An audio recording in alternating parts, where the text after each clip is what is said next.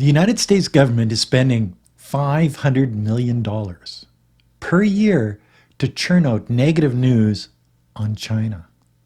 Yes, sirree. I'm not freaking blind, guys. It's Gweilo style. I think it's Thursday. You could die. Yeah. Son of a bitch. Geez, you know. Oh yeah, because it goes on and on and on. For all you haters, there's something to chew on for the next couple of... Welcome back to the Gweilo 60 channel. And you'd think that they'd be able to find a better use for $500 million in churning out negative news on China. But no, this insecure American government, because they know they're on the decline now, guys, and China is growing. They're telling you things like their economy is in the dumpster. They're never going to recover, and China's going to break into a whole bunch of little countries, and China will be no more. They don't tell you that China's over 5,000 years old, but tomorrow, Gordon Chang, the coming collapse of China, but it's been collapsing for ever and ever and ever. But the regular American person watching the news doesn't know that. They don't know the real China. They've never been there. They only know what's being told to them through their mainstream media.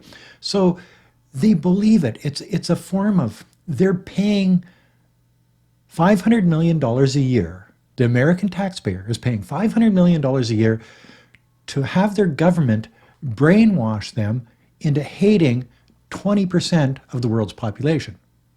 How's that, eh? Like, there's a good use of your tax dollars.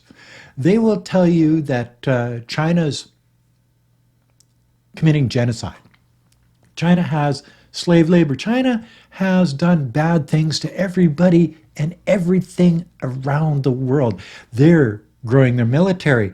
They are a threat to world peace and democracy. But they don't tell you that China has only one foreign military base, where the United States has over 800 foreign military bases around the world. So who do you think is more of a threat? But you see, that's not what this propaganda is supposed to tell you. They're not supposed to tell you about the bad things that the United States does. They're only supposed to tell you about the alleged bad things that China may do or is suspected of doing. Actually, this $500 million goes to foreign journalists around the world to discredit the Chinese people, the Chinese government, and China as a whole. 500 million bucks is a lot of money. My God, that's people are getting paid big bucks. I should have an anti-China channel. I would be rich. I wouldn't be sitting in a small studio. I would have the biggest studio, the best cameras, all of those things. But no, because I won't sell out to the American government, I have to just rely on you and my Patreon account. Thanks, guys. You know, I've got about 75 really good patrons that help me out on this channel every month. And I actually just moved money from my Patreon account into my bank account today. And I got to thank you guys. You guys are the ones, you're the backbone of this this channel. And it does help. It buys better equipment. It buys better microphones. It does all of those things that, so if you're out there and you're watching, join the Patreon. It helps. It actually really does help. But I digress. Back to the moral of the story. See, they'll tell you that the Belt and Road Initiative is a done deal. The 10-year anniversary doesn't mean anything. And the Chinese government is basically, it's been a waste of money. They spent $1 trillion in places like Africa and Indonesia and Pakistan and whatever, building this Silk Road of the future. But they don't tell you that just the other day, through a Chinese railroad company, the first high-speed train went into operation in Indonesia. Part of the Belt and Road Initiative. They don't tell you about the ports in Africa. They don't tell you about the dams and the power plants. They don't tell you about all of the good things that the Belt and Road Initiative has done over the years and brought countries together as trading partners. What they'll tell you is, Well, it's dead. It's no good. They'll try to compete with the Build Back Better, BBB, Better Business Bureau, I guess. I don't know how they come up with this stuff. But that's sort of like a dead turd that, they talk, but they never do. Where China does, and they don't talk about it. It's one of those things that they're polar opposites, and which one is better? Well, to the American people that listen to this $500 million, $500 million worth of fake news, as Trump would say, well, they would think that China is the bad guy. And that's what this $500 million a year is supposed to do. And the Americans are really good at propaganda. They are the best at propaganda. They always have been, and they've worked on it for years and years and years. Where China sort of put their head down, they went to work instead of working on propaganda. And they built high-speed trains. They built new hospitals. They built a road system that is second to none in the world. They built better universities. They educate their young people. They've got more engineers than the world, just in China, coming out of university, than the world, all of the world put together. You see, China's going a different path. They're not out there to slander anybody. They're not out there to point fingers and compete unfairly through propaganda and bullshit. What they do is they educate their young people. They build better infrastructure for them to build their economy.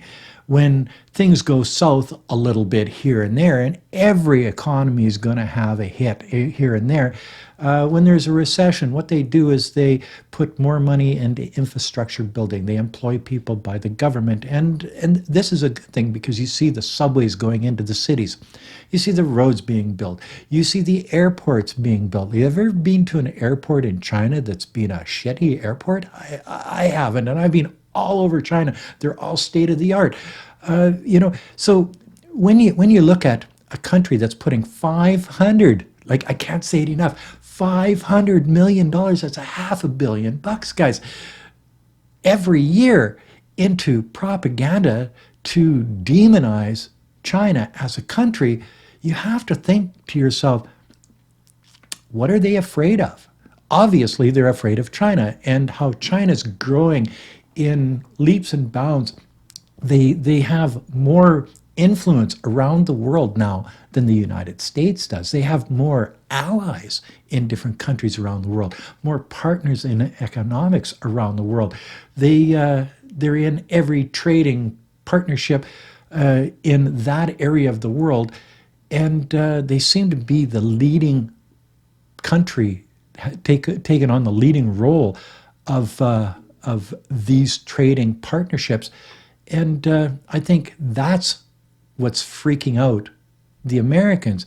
They've done peace agreements. They've brought their own population out of poverty, and now what they're doing is they're running around the world bringing other people's countries out of poverty and showing them a better future, where the United States is bombing, creating political unrest through coups and propaganda, like I'm talking about now. One does it underhandedly, the other one does it through partnerships. And I think that's what freaks the Americans out so much, is they just can't compete with 1.4 billion educated Chinese people with infrastructure way better than the United States now, and partners around the world. They just can't compete with that. So when they can't compete, they have to try to demonize those Chinese people on the world stage. It won't work. The only people that are going to believe it are the Canadians, the British, the Australians, the Americans, and about 2% of the New Zealand people. The rest of the people will not believe it. They're not jumping on board with the American rhetoric anymore when they do sanctions against China. A lot of countries ignore those sanctions now. Why? Well, because there used to be a reason that the sanctions worked. The American dollar, the power of the American consumer, the American military. There was nobody else out there that could sort of compete with the Americans. But now you've got the Chinese, the softer of the two. They don't try to tell you how to run your country internally like the Americans do.